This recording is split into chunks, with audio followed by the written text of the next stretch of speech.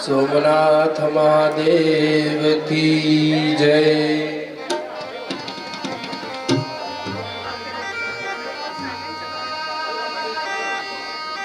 हे मारा गढ़ मां बिराजता श्रीनाथ जी, यमुना जी, महाप्रभु जी।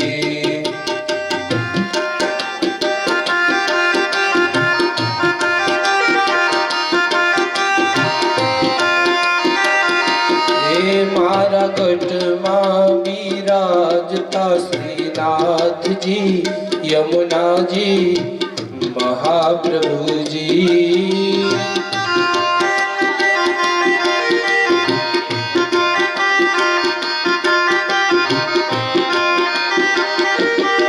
मारू मनडू छे गोकुळ वनरावन, मारू मनडू छे गोकुळ वनरावन, मारा तनना आंगणियामां तुलसीना वन, मारा प्राण जीवन, मारा गढ़मां बिराजता श्रीनाथ जी, यमुना जी, महाप्रभु जी।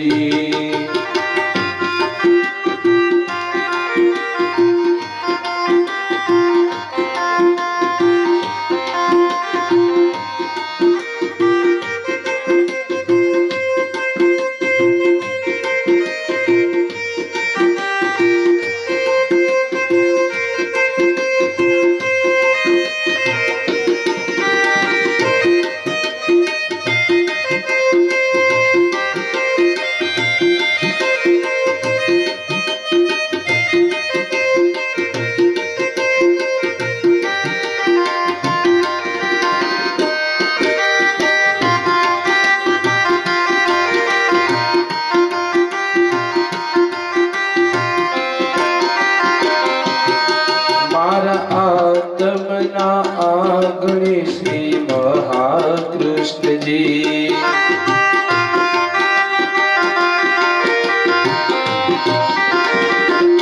मारा आत्मना आंगणे श्री महाकृष्ण जी।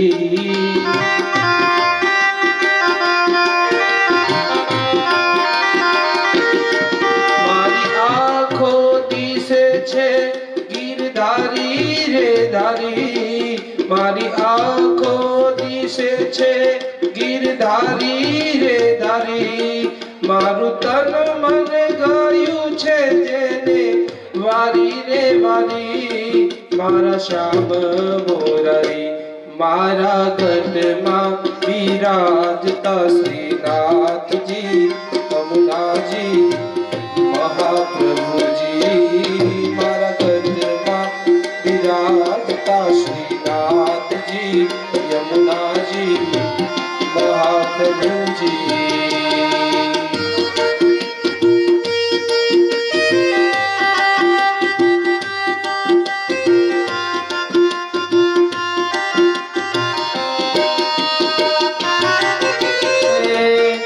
चाहे अमीर हो चाहे गरीब हो, सबको एक समान जी।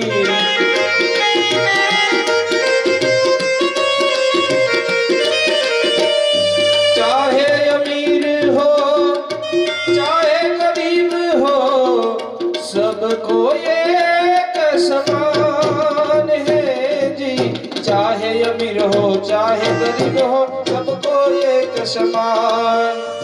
देव में वो महादेव है हो, देव में वो महादेव है, भूतों के सरदार। मेरे भोले शिव लहरी हर भोले के दरबार में सबका खाता है। शिव लहरी के दरबार में सबका खाता है। जितना जिसके भाग्य में लिखा जिसके भाग्य में लिखा उतना ही पाता है। मेरे भोले शिव लहरी हर भोले के दरबार में सबका खाता है। मेरे भोले के दरबार में सबका खाता है। जाए लाखनी, तू तो मारा रे जपी ले शिव नामनी।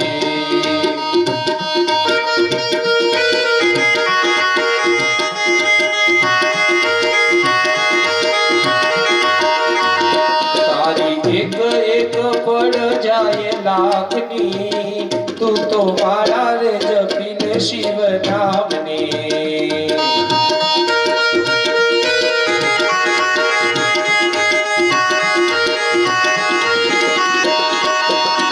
खाली आव्या खाली जासो, साथे लाव्या सो लई जासो। जीवन धन्य रे बनावो भक्ति भाव थी, तू तो मारा रे जपी ले राधे श्याम की।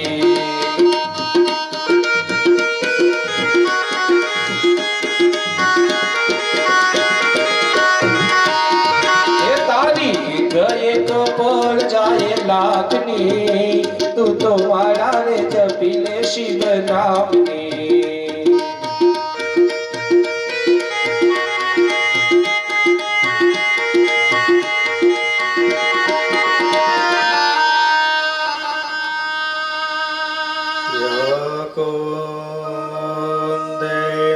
तुषारहार धवला, या शुभ्रवस्त्रावृता, या वीणावरदण्डमण्डितकरा, या श्वेतपद्मासना,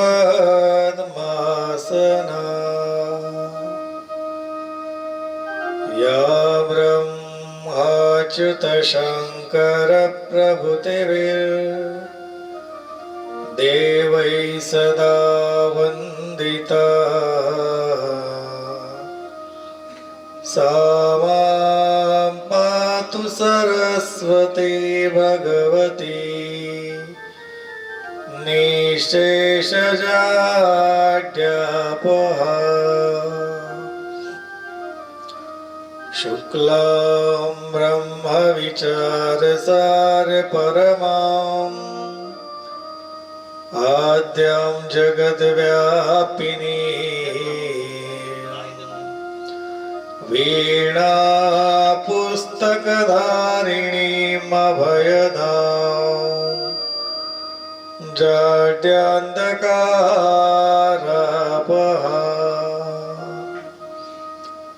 हस्ते स्फटिकमालिकां विदधतीं, पद्मासने संस्थितां, वन्दे तां परमेश्वरीं भगवतीं बुद्धिप्रदां शारदाम्।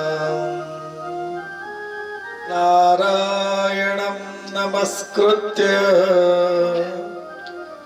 नरं चैव नरोत्तमं, देवीं सरस्वतीं व्यासं ततो जयमुदीरये।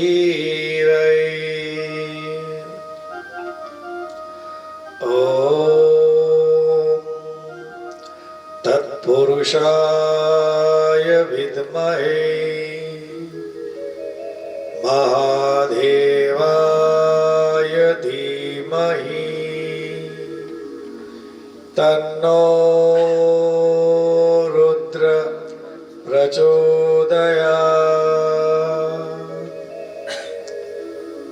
व्यासाय विष्णुरूपाय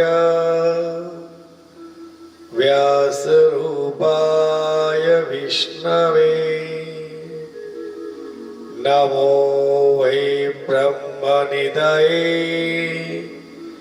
वासिष्ठाय नमो नमः। लोकाभिरामं रणरङ्गधीरं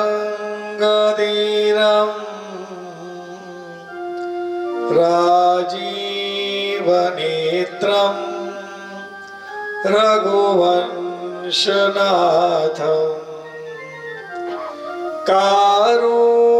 कारुण्यरूपं करुणाकरन्तम्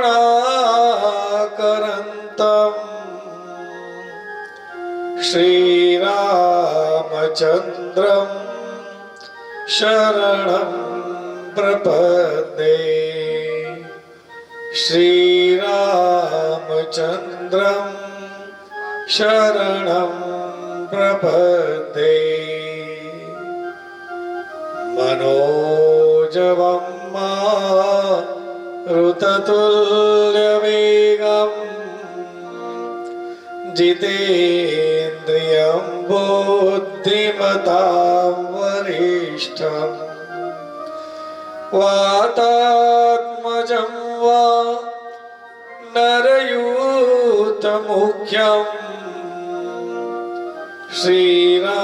श्रीरामदूतं शरणं प्रपद्ये श्रीरामदूतं शरणं प्रपद्ये स्वस्ति श्री गणेशाय नमः श्री सरस्वत्यै नमः श्री महालक्ष्म्यै नमः ॐ नमः शिवाय ॐ नमः शिवाय ॐ नमः शिवाय मूकं करोति वाचालम् पङ्गुं लङ्घयति गिरिं यत्कृपातमहं वन्दे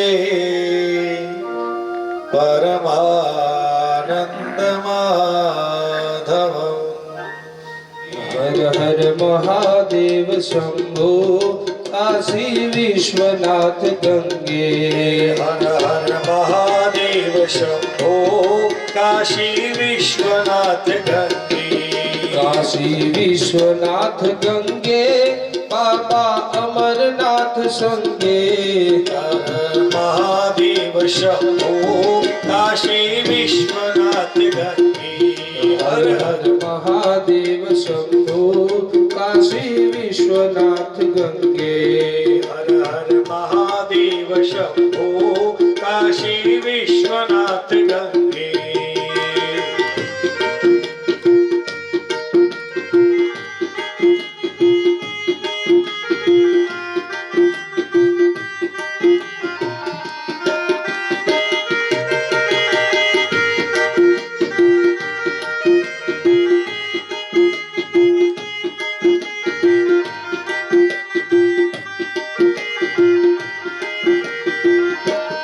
हर हर महादेव शंभो काशी विश्वनाथ गंगे हर हर महादेव शंभो काशी विश्वनाथ गंगे काशी विश्वनाथ गंगे माता पार्वती संगे काशी विश्वनाथ संगे माता पार्वती संगे माता पार्वती संगे हर हर अमरनाथ गंगे माता पार्वती संगे हर हर अमरनाथ गंगे हर हर महादेव शंभो काशी विश्वनाथ गंगे हर हर महादेव शंभो काशी विश्वनाथ गंगे हर हर महादेव शंभो काशी विश्वनाथ गंगे हर हर महादेव शंभो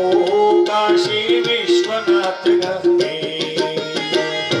ભોળેશ્વર મહાદેવ देव की जय ઉમિયા मात की जय કાશી વિશ્વનાથ મહાદેવ देव की जय કૃષ્ણ કનૈયા लाल की जय વેરાઈ मात की जय ઓ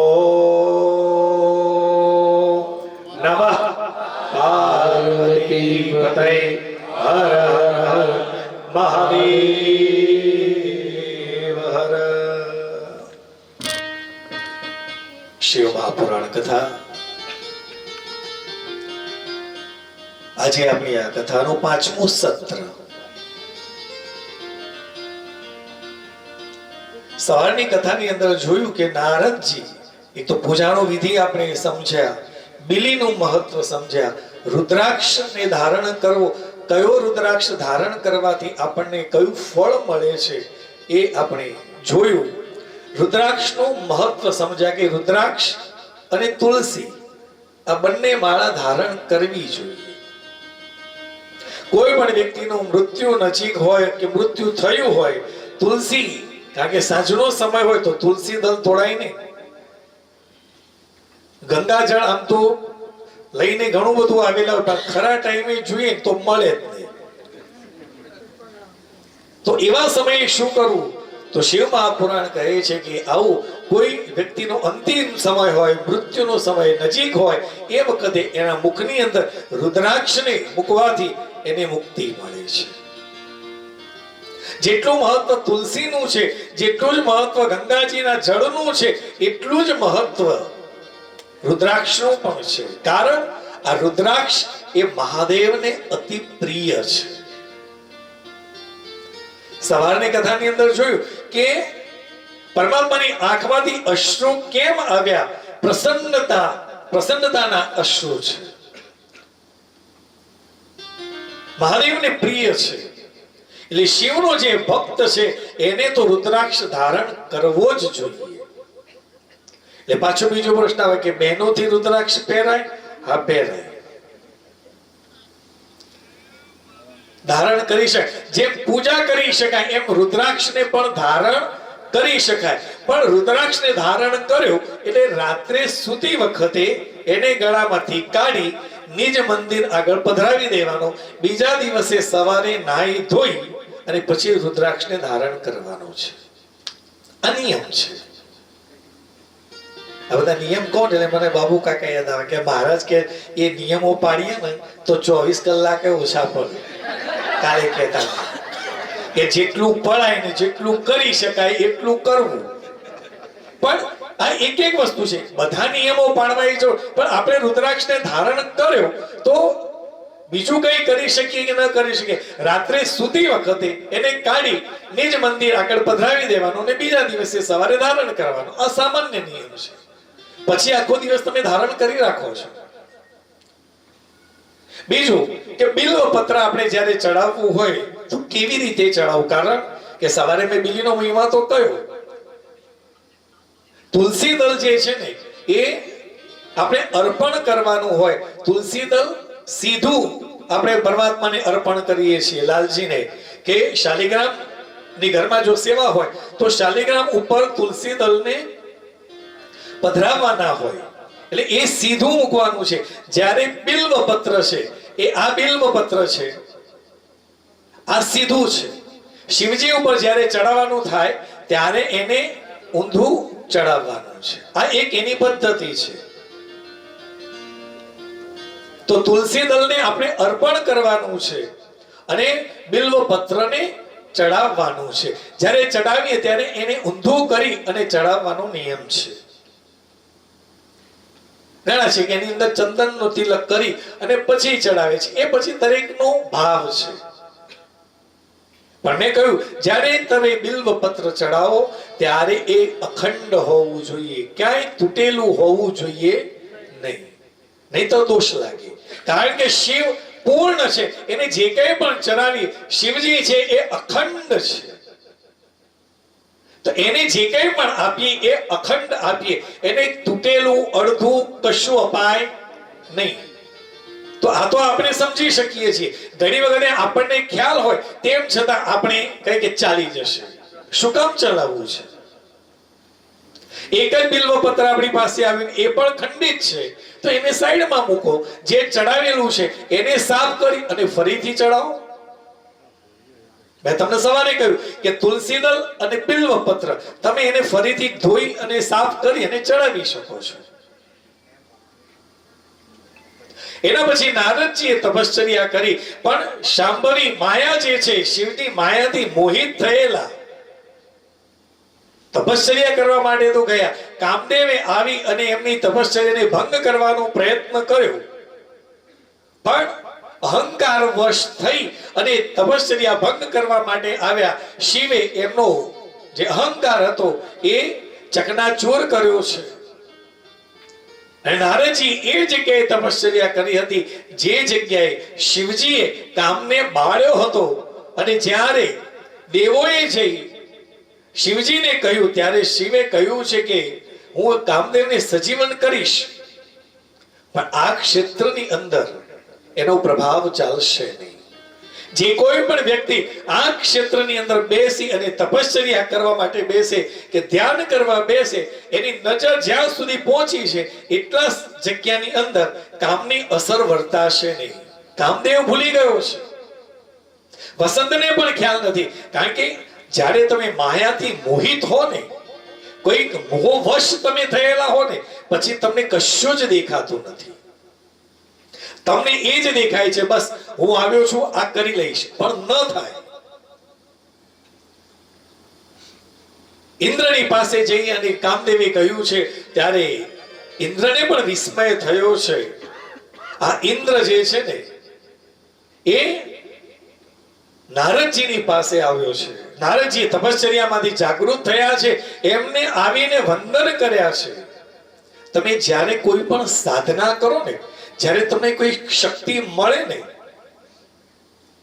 શક્તિ તમને મળી છે એમને તમને એનો આનંદ છે, પણ કોઈ આવી અને તમારા વખાણ કરે ને, એટલે એ વખાણના લીધે તમારી અંદર અહંકાર આવે છે. નારદજીની સમક્ષ ઇન્દ્ર આવ્યો છે અને ઇન્દ્રએ કહ્યું છે કે નારદજી જય હો. શિવજી કામને બાળી શક્યા હતા, કામ ઉપર વિજય તમે પ્રાપ્ત કર્યો છે. તમારા જેવો આ પૃથ્વી ઉપર બીજો કોઈ છે જ નહીં કે જેને કામ ઉપર વિજય પ્રાપ્ત કર્યો હોય. આ જ્યાં કહ્યું ને એ નારદજીને શું આવ્યો? અહંકાર આવ્યો. ઓહો, આ પૃથ્વી પર મારા સિવાય બીજો કોઈ છે જ નહીં. અને અહંકાર આવે ને એટલે સમજવાનું કે વ્યક્તિની પડતીની શરૂઆત થઈ જાય. નારદજીને અતિશય આનંદ થયો છે કે કામ ઉપર મેં વિજય પ્રાપ્ત કર્યો છે. આ વાત મારે કોઈને જઈને કહેવી છે. જ્યારે તમે કોઈ પણ સાધના કરતા હો અને કોઈ તપશ્ચર્યા કરતા હો, એના પરિપાક રૂપે તમારી પાસે કોઈક શક્તિ આવે ને, તો એ કોઈને જઈને કહેવાની નથી. આપણી આ પૃથ્વી ઉપર કેટલા મહાન સંતો થઈ ગયા, એ દરેકની પાસે શક્તિઓ હતી, પણ શક્તિનો એમને દુરુપયોગ નથી કર્યો, પણ એ શક્તિ એમને કોઈને આપી પણ નથી. કારણ એ મેં મારી રીતે મેળવી છે. એને આપવા માટે એવો સક્ષમ વ્યક્તિ સામેવાળો જોઈએ, એમને ન અપાય. ગુરુની પાસે શક્તિ છે. આપણે છેલ્લા 200 વર્ષનો ઇતિહાસ જોઈએ તો રામકૃષ્ણ પરમહંસ પાસે જે શક્તિ હતી, એ શક્તિ એમને આપી કોને? સ્વામી વિવેકાનંદને. કે સામે જે વ્યક્તિને હું આ શક્તિ આપી રહ્યો છું, જે શક્તિપાત હું કરી રહ્યો છું, શું એ સક્ષમ છે? એમાં એની અંદર આ કેપેસિટી છે આ શક્તિને સહન કરવાની? અને પછી અપાય છે. જો કોઈ એવો વ્યક્તિ ન મળે તો એ શક્તિ છે ને, એ જે વ્યક્તિએ પ્રાપ્ત કરી છે એની સાથે જ ચાલી જાય છે. જો આવી રીતે ગમે તેને આપી દેવામાં આવે તો એનો દુરુપયોગ થઈ શકે છે. આજે ગંગાજીનું જળ પવિત્ર છે, એની પાછળનું કારણ શું છે? એક તો સ્વર્ગની નદી છે, દેવોની નદી છે, એટલે એ પવિત્ર તો છે જ. પણ એ પવિત્રતા જ્યારે આ પૃથ્વી ઉપરથી આ ગંગાજી વહી રહેલા છે, તો આજે પણ એ પવિત્રતા કેમ છે? એ પવિત્રતા છે એની પાછળનું કારણ કે ગંગાજીના કિનારે એટલા બધા ઋષિ મુનિઓએ, સંતોએ, મહાત્માઓએ તપશ્ચર્યા કરી છે અને તપશ્ચર્યાના પરિપાક રૂપે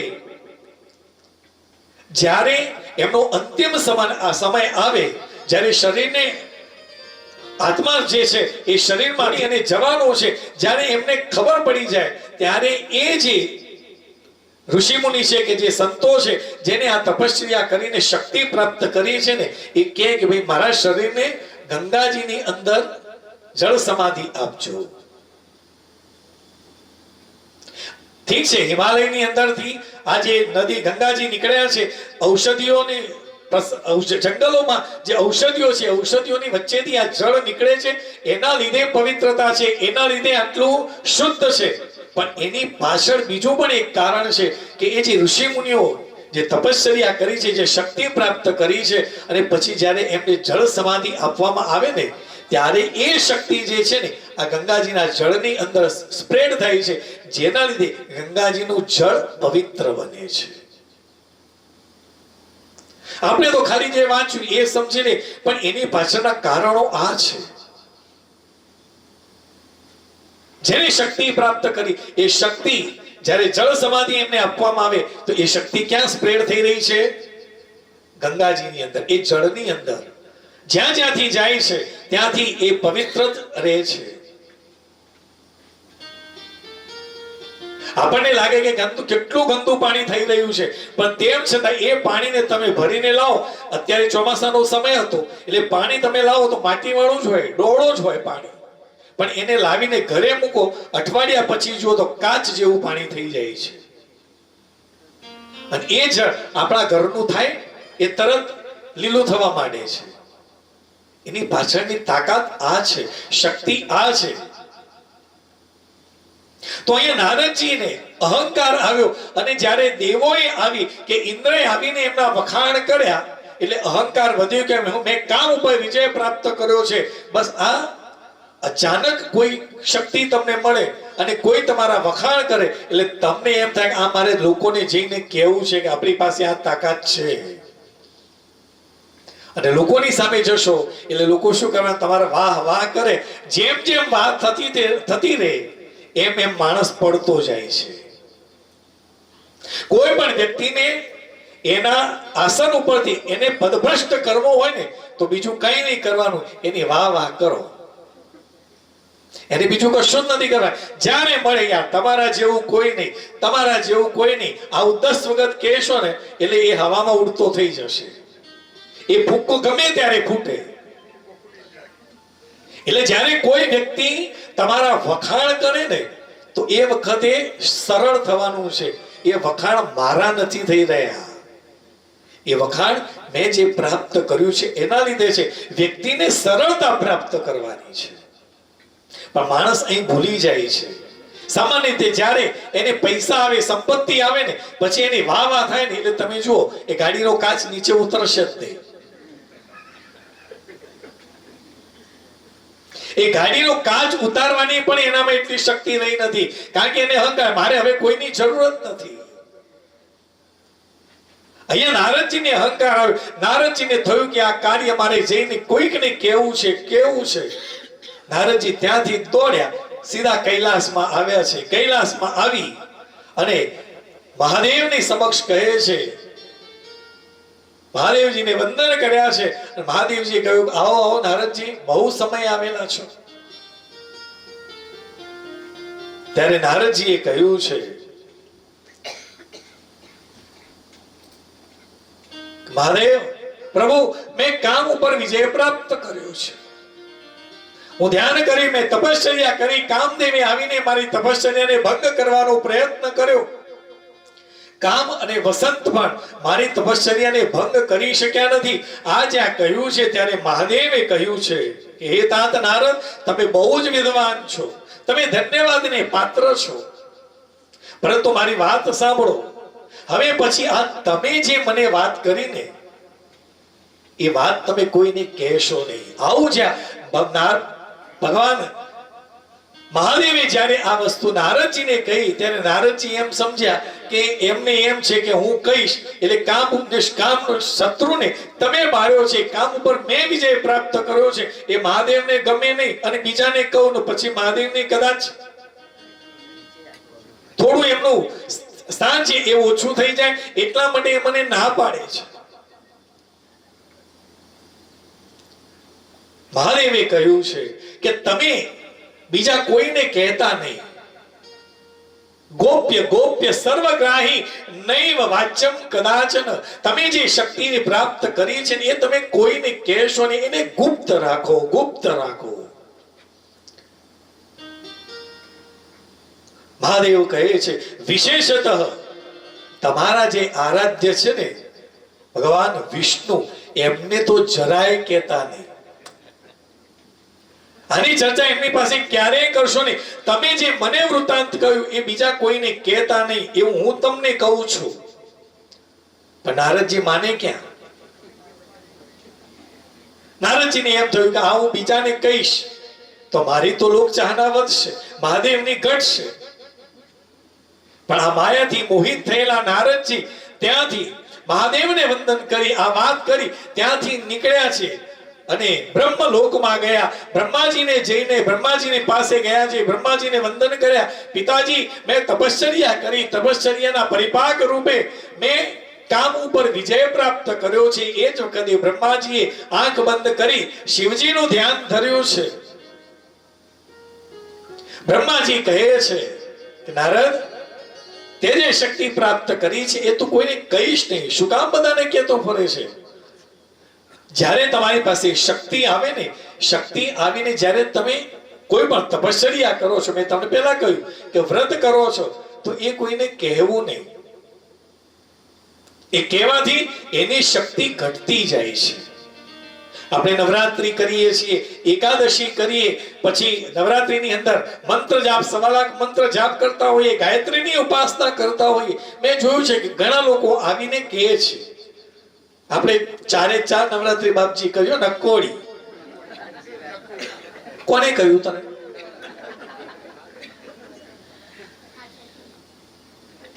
નવરાત્રી કરું છું, આ કરું છું. અને કરે છે કોના માટે? આપણા માટે કરીએ છીએ ને. એને જાહેર ન કરો, કારણ કે એના લીધે જે તમને શક્તિ મળે છે, જે ઉર્જા મળે છે, એ ઉર્જા જે તમે જાહેર કરો છો ને એટલે એની શક્તિ ઘટતી જાય છે. અને એ આપણે નથી કહેવાનું, કોઈ ત્રીજો વ્યક્તિ કે નહીં કે મહારાજ આ બેન બહુ જ સરસ છે, એ બેન ખૂબ સરસ તપશ્ચર્યા કરે છે. એ બેનને પૂછે, ના ના મહારાજ બસ થાય એટલું કરીએ છીએ. એ એટલું મહત્વનું છે. પણ કોઈ કહે અને પછી કે હા મહારાજ હું તો છેલ્લા 20 વર્ષથી કરું છું, પહેલા શરૂઆત કરી તે દૂધ ઉપર કરતી હતી, પછી તો પાણી ઉપર, હવે તો નિર્જળા છે, હવે વચ્ચે વચ્ચે ક્યાંક એવું લાગે તો ફળ. એટલે આખી કથા કરવા બે એટલે ખબર પડી ગઈ કે મને કેવી રીતે કરી. ન કહેવાય. એ મારી આરાધના છે, એ મારી તપશ્ચર્યા છે, એ મારો મંત્ર છે. હું સવારે 3:30 વાગે ઉઠીને મંત્ર જપ કરું છું, આ મંત્ર કરું છું, પેલો કરું ને. ભાઈ મને કહીશ તો એનાથી શું ફાયદો છે?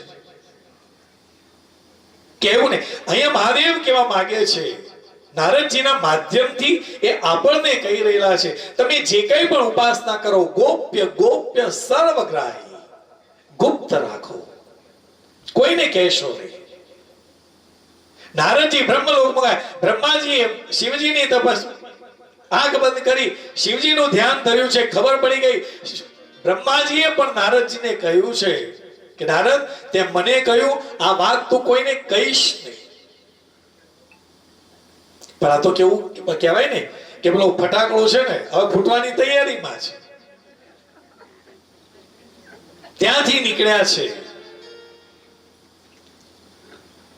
આ શિવની માયાથી મોહિત થયેલા નારદ ત્યાંથી નીકળ્યા, વિષ્ણુ લોકમાં ગયા છે. આ જેવા વૈકુંઠમાં ગયા, અને વૈકુંઠમાં તો મહાદેવે તો ના જ પાડી હતી કે કહેતો નહીં, કારણ કે વૈકુંઠમાં છે ને એ તો બહુ નખરાળો છે નારાયણ. તો વિષ્ણુ લોકમાં ગયા છે. ત્યાં જોઈ નારદજીને આવતા જોઈ ભગવાન વિષ્ણુ જે છે ને એ પોતાના આસન ઉપરથી ઊભા થયા અને સામે ગયા છે કે ઓહો નારદ, બહુ દિવસે આવ્યા, અત્યાર સુધી ક્યાં હતા?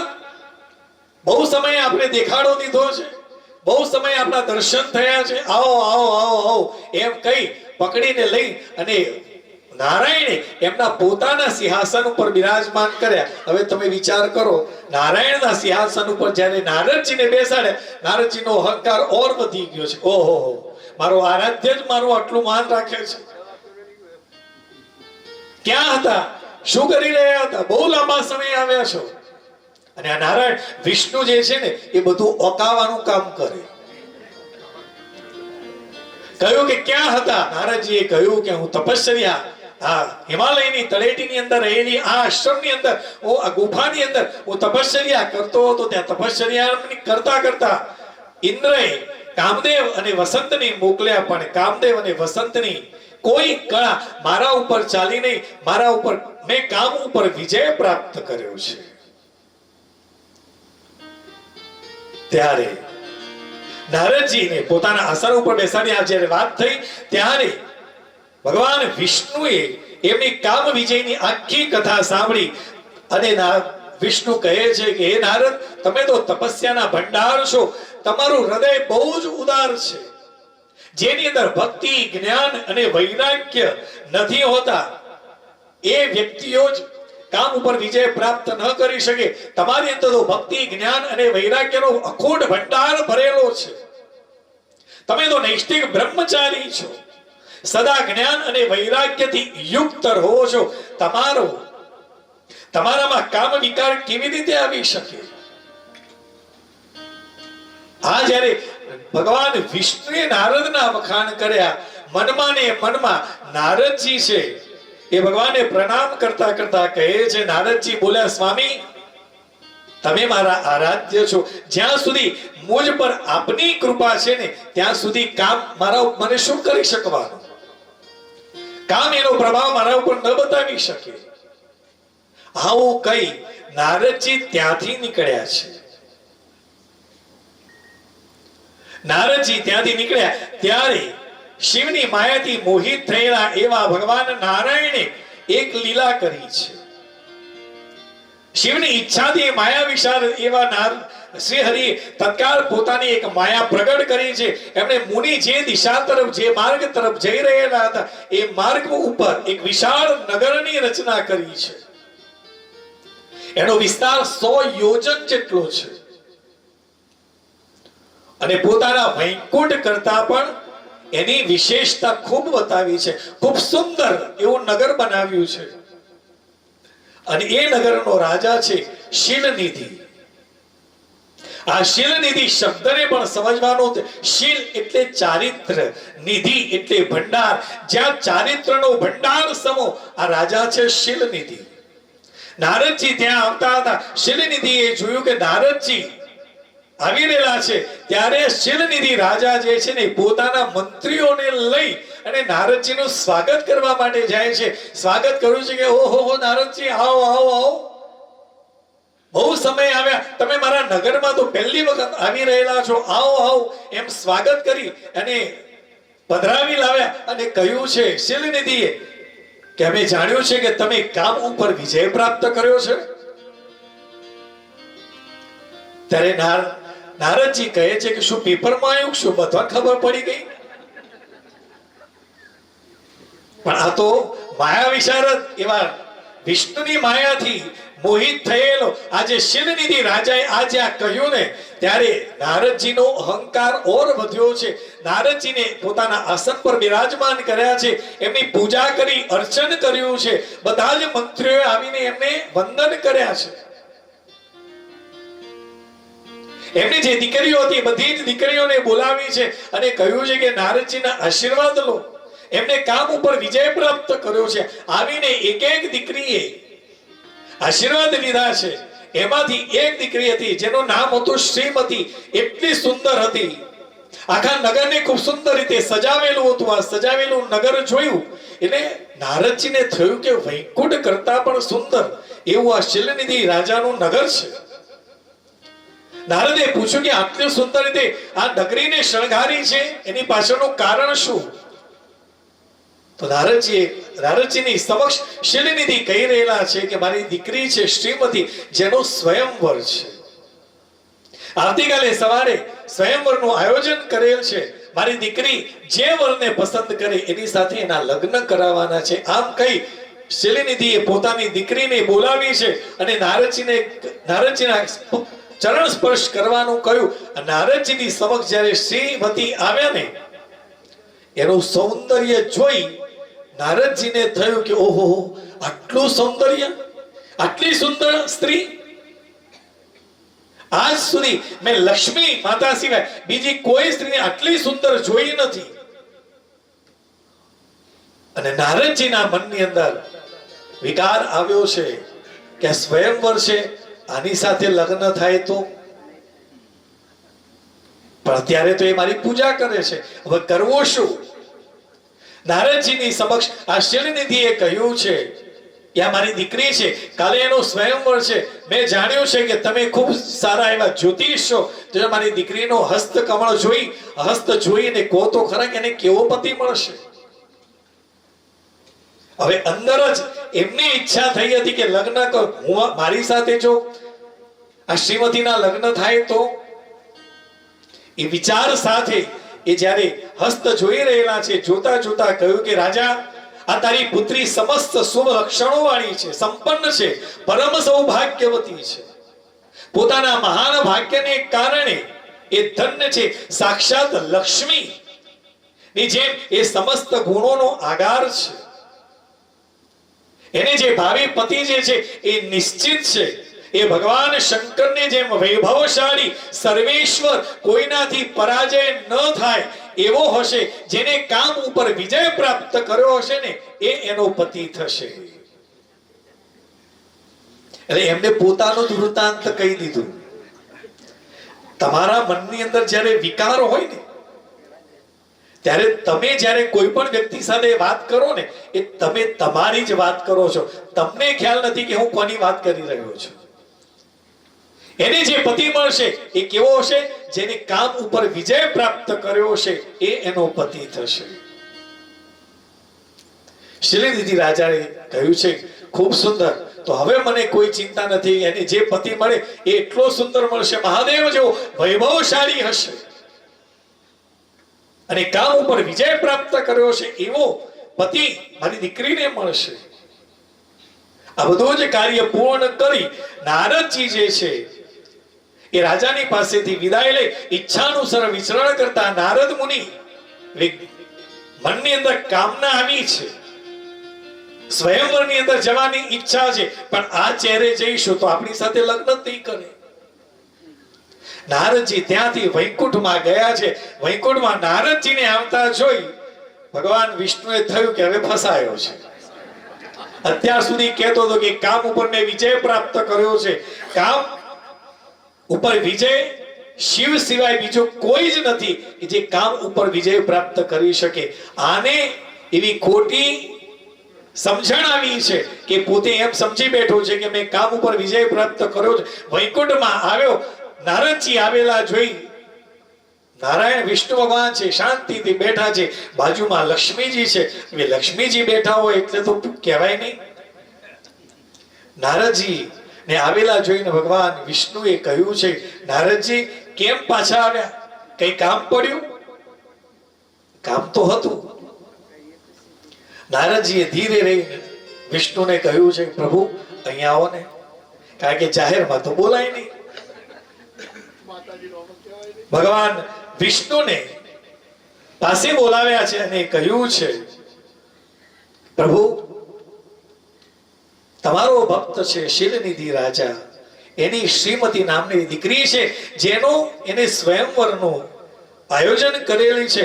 એ શ્રીમતીનો સૌંદર્ય જોઈ હું એટલો બધો મોહિત થયો છું ને, અને સ્વયંવરમાં મારી જવાની ઈચ્છા છે. તો પ્રભુ એક કામ કરો ને, કે બોલો શું? તમારું રૂપ છે ને એ જરા મને આપી દો ને, કારણ કે નારાયણ થી શ્રેષ્ઠ બીજું કોઈ છે નહીં. નારાયણને કહ્યું કે પ્રભુ એક ઈચ્છા છે, આ તમારું રૂપ જે છે એ તમે મને આપી દો, જેથી હું આવતીકાલનો જે સ્વયંવર છે એની અંદર જઉં, હું શ્રીમતી સાથે લગ્ન કરું. ત્યારે નારદજીને ભગવાન વિષ્ણુ કહે છે કે કઈ વાતો નહીં, તમે તમારી ઈચ્છા છે તો હું મારું રૂપ આપીશ, તમે તાર જાઓ, વ્યવસ્થા થઈ જશે. આ બાજુ નારદજી ત્યાંથી નીકળ્યા છે. નારાયણે પોતાનું જે રૂપ હતું ને એ બધું જ નારદજીને આપ્યું છે, પણ મુખ છે ને એ વાનરનું આપ્યું છે. નારદજીએ પોતાના આખા શરીરને જોયું તો થયું કે બસ બધું આખું શરીર મને નારાયણનું મળી ગયું, પણ મુખ ક્યાં જઈને જોવાનું? અને તદ્દન વાત સાચી છે, તમે ગમે તેટલા તૈયાર સરસ થયેલા હો, પણ તમે તમારા મુખને જોઈ શકો છો? ના. કોઈ ત્રીજો વ્યક્તિ જોઈ અને તમારા વખાણ કરે ત્યારે નહીં. આપણે જે બ્યુટી પાર્લરમાં જઈને તૈયાર થયા હતા એ બરોબર છે, કાં તો પછી અરીસાની અંદર આપણે જઈને જોઈએ તો ખબર પડે, બાકી ખબર પડે નહીં. કોઈ ત્રીજો વ્યક્તિ આપણા વખાણ કરે તો ખબર પડે, બાકી ન પડે. પણ એ વખતે આવા કોઈ અરીસા કે એવું કઈ હતું જ નહીં. નારદજી આ નારાયણ વિષ્ણુનું રૂપ લઈ અને એમને થયું કે હવે સ્વયંવરની અંદર જાઓ. બીજા દિવસે સવારે સ્વયંવરનું ખૂબ સુંદર આયોજન થયેલું હતું. નારદજી સૌથી પહેલી લાઈનમાં જઈને ઉભા રહ્યા છે કે જેવી શ્રીમતી આવે મને જોયેલી સીધી વરમાળા પહેરાવી દે, આપણે લઈ ત્યાંથી છૂટા. કામ વશ થયેલા નારદજી, વિચાર કરો, નારદજી કોઈ સામાન્ય વ્યક્તિ નથી. નારદજી કેટલાના ગુરુ છે સાહેબ? માં પાર્વતીના ગુરુ કોણ? નારદજી. જ્ઞાન કોણે આપ્યું છે? નારદે આપેલું છે. વાલ્મીકી, વાલિયા લૂંટારાના ગુરુ કોણ? વાલ્મીકી. જેને રામ નામનો મંત્ર આપ્યો અને એ મંત્રનો જપ કરતા કરતા એ વાલિયો લૂંટારો વાલિયામાંથી વાલ્મીકી બની ગયા અને એમને આપણને રામાયણ રૂપી ખૂબ સુંદર એવો ગ્રંથ આપ્યો છે. સૌથી પહેલું મહાકાવ્ય જો કોઈ આપ્યું હોય તો વાલ્મીકીએ આપ્યું છે. પ્રહલાદના ગુરુ કોણ? નારદજી છે. ધ્રુવજીના ગુરુ કોણ? નારદજી છે. તો નારદજી કોઈ સામાન્ય વ્યક્તિ નથી, પણ આટલી ઉચ્ચ કક્ષાએ પણ અહંકાર આવે છે, આટલી ઉચ્ચ કક્ષાએ કામના આવે છે. એ કામના કે એ અહંકારને દૂર કરવા માટે, કારણ કે તમે જ્યારે રસ્તો ભટકો ને, પરમાત્માને પણ નથી ગમતું, પરમાત્મા તમને લાઈન પર લાવવા માટે આવી કોઈ એક લીલા કરી લેતા હોય છે. ભટક્યો છે, સમય આવે જીવનની અંદર એકાદ બે વર્ષ આપણે પણ ક્યાંક ભટકી ગયેલા હોઈએ, પણ એ જો કોઈક સાચો માણસ આવીને આપણને સમજણ આપે ને તો આપણે અટકી જઈએ છીએ. પણ તમે જે ખોટા માર્ગે ગયેલા હશો એ માર્ગ ઉપર લોકો તમારી વાહ વાહ કરતા રહે અને એ દિશા તરફ તમે ગતિ કરતા રહો તો તમારું પતન થશે. નારદજીનું પતન થવા જઈ રહેલું હતું ત્યાં જ ભગવાન નારાયણ એના આરાધ્ય છે. આરાધ્ય એટલે ગુરુ છે, સમજો આપણે. આ ગુરુ જે છે ને એ તમને પોતે પોતાના ટ્રેક ઉપર લાવવા માટે, સાચા માર્ગ પર લાવવા માટે કંઈક ને કંઈક આવી લીલા કરતા હોય છે. નારદજી આવીને સૌથી પહેલી હરોળમાં બેઠેલા છે, પણ એ વખતે નારદજીની પાછળ બે બ્રાહ્મણ, જે રુદ્રના જે બે અનુચરો હતા, એ બ્રાહ્મણનો વેશ લઈ અને નારદજીની પાછળ હતા. એ નારદજીના રૂપનું વર્ણન એકબીજા સામે કરી હસી મજાક કરી રહેલા હતા. એ કહેતા હતા કે આ નારદ ભટકેલા છે, અહીંયા લગ્ન કરવા માટે આવેલા છે. જુઓ તો ખરા એમનું મુખ કેવું છે. એમનું મુખ જોઈ અને લોકો મોહિત થયા, હાસ્ય કરવા લાગ્યા છે. એટલે નારદજીને એમ થયું કે મારું આટલું સુંદર રૂપ જોઈ આ બધા હસી રહેલા છે, લગ્ન તો આના જ થશે. પહેલા આ શિલનિધિની કન્યા આને જ વરમાળા પહેરાવશે. આ બધું કાનમાં શબ્દો પડે ને એટલે નારદજીનો એમ થયું કે વાહ, શિલનિધિની દીકરી મારી જ છે. પણ આ બે જે રુદ્રના જે અનુચરો હતા એ ધીરે ધીરે નારદજીની મજાક મશ્કરી કરી રહેલા હતા. કાનમાં શબ્દો પડતા હતા નારદજીના, પણ કામવશ થયેલા હતા ને તો નારદજી ઇગ્નોર કરતા હતા, એ વાતને સાંભળવાનો પ્રયત્ન નહીં. કાનમાં શબ્દ પડે કે આ કંઈક મારા વિશે ખોટું બોલી રહેલા છે, પણ નારદજી એ તરફ લક્ષ્ય આપ્યું નહીં. સ્વયંવરની તૈયારી થઈ છે. શિલનિધિની દીકરી શ્રીમતી જેવી બહાર આવી છે, પોતાની સખીઓની સાથે વરમાળા હાથમાં છે. જેવી બહાર નીકળી અને પહેલી લાઈનમાં નારદજીને જોયા, નારદજીનું મુખ વાંદરાનું જોયું.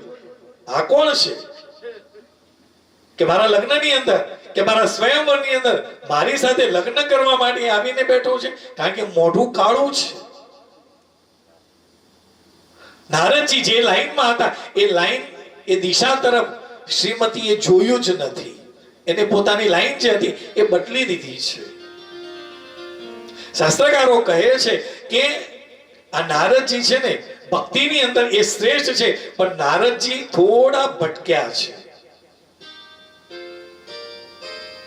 એ દિશા તરફ એમને જોયું નથી. આ નારદજી છે એ માયાથી મોહિત થયેલા છે.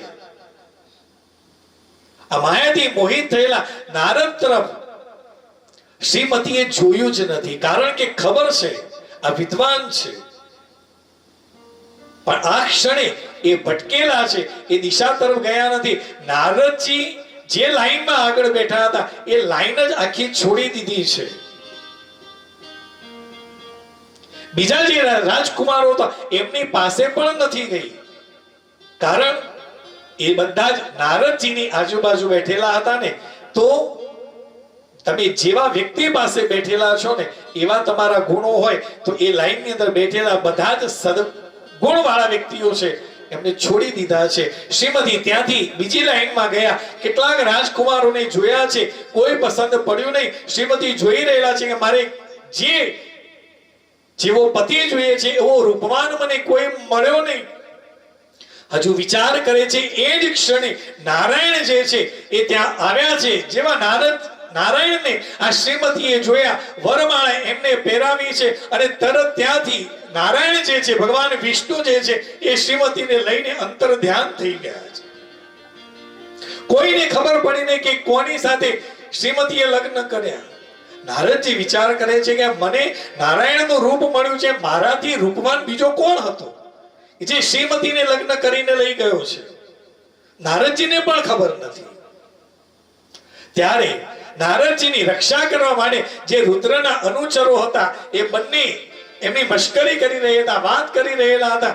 નારદજી ત્યાંથી ઊભા થઈ અને બહાર નીકળી રહેલા છે. ત્યારે આ રુદ્રના જે અનુચરો છે, બ્રાહ્મણના વેશમાં છે, એમણે કહ્યું છે કે નારદજી, શ્રીમતી સાથે લગ્ન કરવા માટે તમે આવ્યા હતા. તમારું રૂપ સુંદર છે, પણ જરા તમારો ચહેરો તો જુઓ. આ જ્યાં કહ્યું છે, નારદજી ત્યાંથી નીકળી અને એક સરોવરની કિનારે ગયા. સરોવરની અંદર જઈ અને પોતાનું મુખારવિંદને જોયું છે, મોઢું વાંદરાનું જોયું છે. અને નારદજીને ક્રોધ આવ્યો છે, કોપાયમાન થયા છે. અને બે રુદ્રના જે અનુચરો જે બ્રાહ્મણના રૂપમાં હતા એ બંને બ્રાહ્મણોને એમને શાપ આપ્યો છે કે તમને મારો ચહેરો ખબર હતી તો તમે કેમ બોલ્યા નહીં? આ પોતાનું મુખ વાંદરનું જોઈ એમનો ક્રોધ વધ્યો છે. એમને બ્રાહ્મણના જે શિવના અનુચરો હતા, રુદ્રના જે ગણો હતા, એ જે બ્રાહ્મણના રૂપમાં હતા, એ બંનેને શાપ આપ્યો છે કે તમે એક બ્રાહ્મણનો ઉપહાસ કર્યો છે, તમે બ્રાહ્મણના વીર્યથી ઉત્પન્ન થઈ રાક્ષસ થઈ જશો, અને બ્રાહ્મણના સંતાન હોવા છતાં તમારો આકાર રાક્ષસ જેવો થશે. આ બંને રુદ્રના અનુચરોને જ્યારે શાપ આપ્યો તો બંને કહ્યું છે કે પ્રભુ, પણ એમાં અમારી ભૂલ શું? અમે તો તમને કહેતા હતા, પણ તમે ધ્યાન ન રાખ્યું, એમાં અમે શું કરીએ? નારદજીની પાસે માફી માંગે છે, પણ નારદજી ક્રોધના આવેશની અંદર શાપ આપી દીધો છે અને ક્રોધ બહુ વધ્યો છે. સુતજી કહે છે કે માયાથી મોહિત થયેલા નારદજી આ શિવના ગણોને શાપ આપ્યો છે. ભગવાનની શિવની ઈચ્છા હોવા છતાં પણ એ મોહ નિંદ્રામાંથી જાગ્યા નહીં, એ ક્રોધના આવેશમાં ને આવેશમાં વૈકુંઠમાં ગયા છે અને ભગવાન વિષ્ણુને ન બોલવાના શબ્દો બોલ્યા છે. હે નારાયણ, તમે ખૂબ કપટી છો, તમે બહુ દુષ્ટ છો, કપટી છો, તમે સમગ્ર વિશ્વને મોહિત મોહમાં નાખી રહેલા છો. બીજાનો ઉત્સાહ અથવા ઉત્કર્ષ તમારાથી સહન થતો નથી.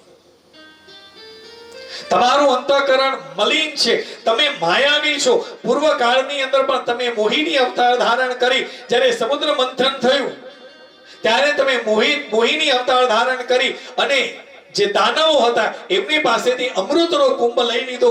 બધા જ દેવોને તમે અમૃત આપ્યું અને દૈત્યોને તમે આપ્યું નહીં. સૌથી પહેલા વિષ પ્રગટ થયેલું હતું, પણ એ વિષને કોઈ લેનાર નહોતું. એ વખતે જો મહાદેવ આગળ આવ્યા ન હોત ને તો ખબર પડી જાત કે તમે કેવા છો. પણ એ વખતે મહાદેવે આવી અને વિષને ધારણ કર્યું, તમે બચી ગયા હતા. આ વખતે પણ મેં તમને કહ્યું કે તમે મને રૂપ આપો. તમે મને રૂપ આપ્યું પણ ચહેરો વાંદરનો આપ્યો. તમે બહુ જ કપટી, તમે મોહિત કરનારા છો. આ શિવે તમને બહુ ચડાવ્યા છે. ત્યારે ભગવાન શંકરે તમને સ્વતંત્ર બનાવી દીધા છે. તમારી આવી ચાલ ઢાલ સમજીને મહાદેવ પણ અત્યારે પશ્ચાતાપ કરતા હશે કે વિષને ધારણ કરી લીધું. મને કહ્યું એટલે ખબર પડત કે તમે કેવા ડાયા છો. તમે લોકોને મોહિત કરનારા છો. તમે મને પણ આ કાર્યથી મને દૂર રાખ્યો છે. ભગવાન વિષ્ણુની આવો માયા મોહિત નારદ મુનિએ બ્રહ્મ તેજનું પ્રદર્શન કરતા કરતા નારાયણને એમને શાપ આપ્યો છે. જે સ્વરૂપથી તમે મનુષ્ય, જે રૂપ મને આપ્યું છે ને એ જ રૂપે તમે હવે મનુષ્ય થશો. અને જ્યારે તમારી પત્નીનું હરણ થશે ને ત્યારે તમે મને જે રૂપ આપ્યું છે એ રૂપમાં રહેલા વાનર જ તમને ખરા સમય મદદ કરશે.